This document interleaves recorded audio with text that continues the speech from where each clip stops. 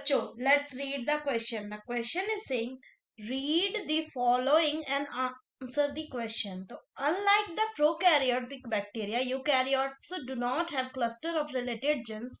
The genes are scattered throughout the genome over multiple chromosomes. Transcription occur in the nucleus and translation occur in the cytoplasm. Eukaryotic genes have exon and intron. Exons are the part of eukaryotic gene that are expressed through transcription and translation, and intron are the intervening sequences that are removed from a gene before the RNA product is made. Intron and exon alternate with each other along the length of a gene. Intron are usually considered non-coding sequence because they do not seem to code for any enzyme or structural protein. In prokaryote, regulation of gene expression occur at the level of transcription. In eukaryote, they have opportunity to regulate at many levels like chromatin packing, transcription, RNA processing, translation and post translation. तो इतनी कहानी के बाद question जो main है वो पूछ रहा है कि in prokaryote RNA polymerase option है has 3 distinct type. B is a composite hollow enzyme. C is present in nucleoplasm and D catalyze transcription in 3 to 5 direction. तो आइए देखते हैं हम इसका की कंसेप्ट. अगर हम बात करें इसके की कंसेप्ट की, तो इसका की कंसेप्ट हो जाएगा क्या? इसका की कंसेप्ट हो जाएगा आरएनए पॉलीमेरेज इन प्रोकैरियोट्स, यानी प्रोकैरियोट्स में आरएनए पॉलीमरेज. तो अगर हम बात करें प्रोकैरियोट्स के आरएनए पॉलीमरेज की, तो प्रोकैरियोट में वन सिंगल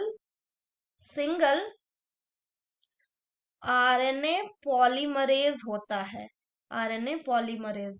और अगर बात करें तो ये क्या करता है? It can synthesize all types, यही सभी टाइप्स ऑफ आरएनए को बना सकता है, ऑफ आरएनएज. अगर आगे बात करें तो इनमें कितना होता है? इसमें it is composed of 5 polypeptide chains. तो इसमें कितने पॉलीपेप्टाइड चेन्स होते हैं? 5. कौन कौन से?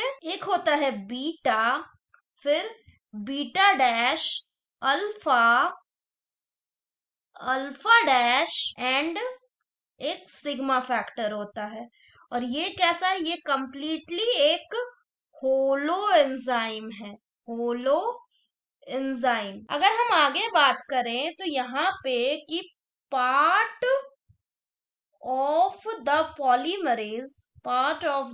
पॉलीमरेज, कौन सा polymerase? RNA polymerase enzyme minus क्या? Minus the sigma factor. इनको क्या कहता है? It is called as the core enzyme. अगर हम बात करें alpha and alpha dash peptides का, तो ये क्या होते हैं? जो alpha and alpha dash peptide है, ये कैसे होते हैं? ये प्रोटेक्टिव होते हैं. अगर बात करें बीटा एंड बीटा डैश का, तो ये कैटालिटिक इन नेचर होते हैं. अगर बात करें ये आरएनए का सिंथेसिस किस डायरेक्शन में करते हैं, तो ये आरएनए का synthesis in 5 prime to 3 prime direction में करते हैं. तो करेक्ट ऑप्शन क्या हो जाएगा? In prokaryote RNA polymerase is the correct option will be option b, that is a composite holoenzyme, वो hollow enzyme.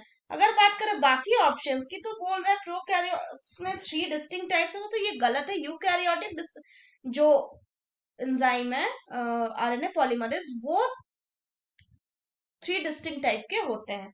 So that's all for the question, बच्चों. Hope you understood it well. Best of luck.